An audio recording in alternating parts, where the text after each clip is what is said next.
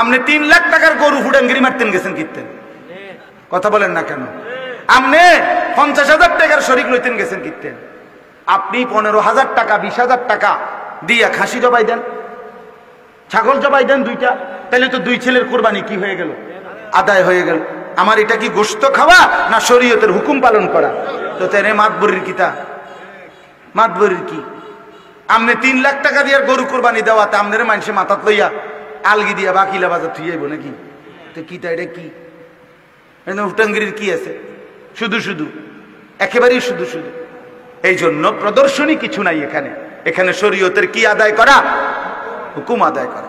রাসূলুল্লাহ সাল্লাল্লাহু আলাইহি ওয়াসাল্লাম বলেন, মান কানা লাহু সাআতুন ওয়া লাম ইউদাহি ফালা ইয়াকরুবান্না মুসাল্লানা। ওহো, নবীজি সাংঘাতিক কথা বলছে।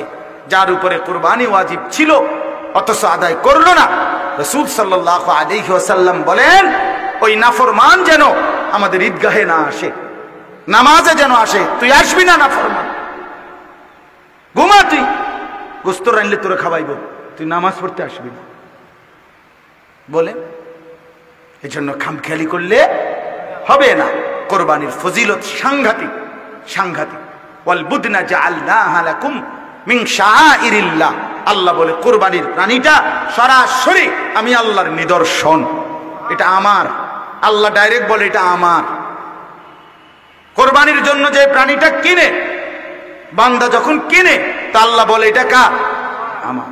লাকুম ফিহা খাইর, আল্লাহ বলে এর মধ্যে রয়েছে তোমাদের জন্য কল্যাণ, কল্যাণ, বরকত, খায়ের রয়েছে, লস হবে না। কোরবানি দিয়ে মার খেয়ে গেছো, আল্লাহর কসম, নবী বলছে আল্লাহর ঘরের হজ করে কেউ কোনোদিন গরিব হয় না, আল্লাহর জন্য খরচ করে ফকির হবে না। যার খাজানায় সব, তার জন্য দিয়া তিনি কি অভাবী মনে করছেন আপনি? নাউযুবিল্লাহ। হ্যাঁ, এই জন্য মাইয়া বিয়া দিয়া মার খাইতে পারেন আপনি, ফুদ বিদেশ পাঠাইয়া মার খায়, আপনার বাড়ি বিল্ডিং করে মার খাইতে পারে, কিন্তু আল্লাহর ঘরে খরচ করে, হজ্জের জিয়ারত করে, আল্লাহর রাস্তায় খরচ করে কি হয় না? কোনোদিন কমে না। ইউরবিস সাদাকাত, আল্লাহ বলেন আমার রাস্তায় সাদাকা আমি ওয়াদা দিলাম, আমি এটা বাড়িয়ে থাকি। এই জন্য হজে ঠকে না, যাকাত দিলে ঠকে না, কোরবানি দিলে ঠকে না, আল্লাহর রাস্তায় মসজিদ মাদ্রাসায় অতি অসহায় এতিম গরিবকে দিলে ঠকে না, বরং বাড়ে। কি হয় বলেন না কেন? বাড়ে। এই জন্য মসজিদে দান করবেন, মাদ্রাসায় দান করবেন, অসহায়কে দান করবেন, এতিমকে দান করবেন, বিধবাকে দান করবেন, দুস্থকে দান করবেন, কোরবানি আদায় করবেন প্রয়োজনে।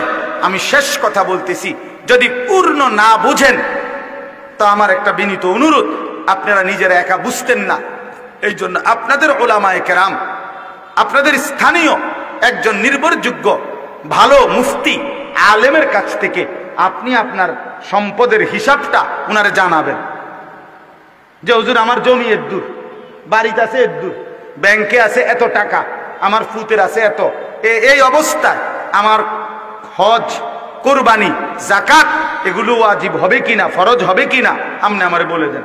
এটা ভালো না? একজন ডাক্তার দেখাইয়া লইলে ভালো না? না নিজে নিজে ওষুধ খেলে ভালো?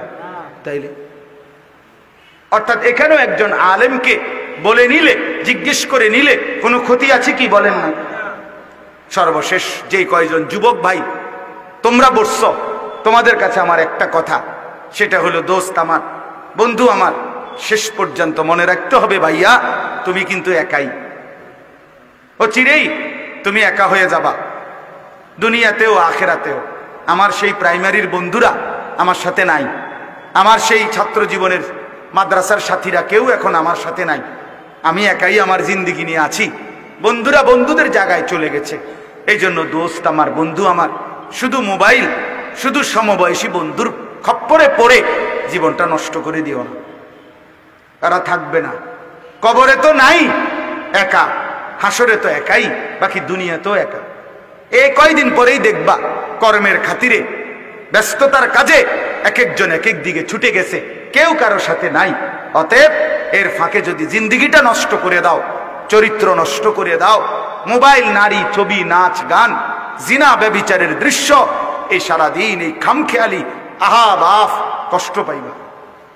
ফিলিস্তিনের মুসলমান আজীবন মার খাবে, তুমি আর কোনোদিন মার খাইবা না, কেমনে বুঝলা বাপ? রোহিঙ্গা মুসলমান আজীবন কষ্ট পাবে, তুমি কোনোদিন কষ্ট পাবা না, এই নিশ্চয়তা তোমাকে কে দিল বাপ? কাশ্মীরের মুসলমান আজীবন জুলুমের শিকার হবে, তুমি আর আমি কোনোদিন জুলুম হবে না আমার উপরে, তোমার উপরে, কে দিল এই নিশ্চয়তা? হ্যাঁ, আল্লাহ আমাদেরকে বুঝার তৌফিক দান করেন। আল্লাহ তাআলা আমাদের প্রত্যেককে কবুল করেন। এই মাদ্রাসা হযরত সুমাইয়া রাদিয়াল্লাহু তাআলা আনহা মহিলা মাদ্রাসা আল্লাহ কবুল করেন। আজকে আপনারা বাবা ভাই এসেছেন, পর্দার আড়ালের মা বোন এসেছেন, মাদেরকে বলি পর্দা করেন। আপনারা বুঝে আপনাদের কোরবানি আদায় করেন, আপনারা কষ্ট করেন, আপনারা কোরবানির হুকুম যাদের ওয়াজিব হয়, যাদের তারা আদায় করেন। যুবক ভাই ছেলেরা নিজের ঈমান আমল আখলাক 5 ওয়াক্ত নামাজের প্রতি যত্নবান হও।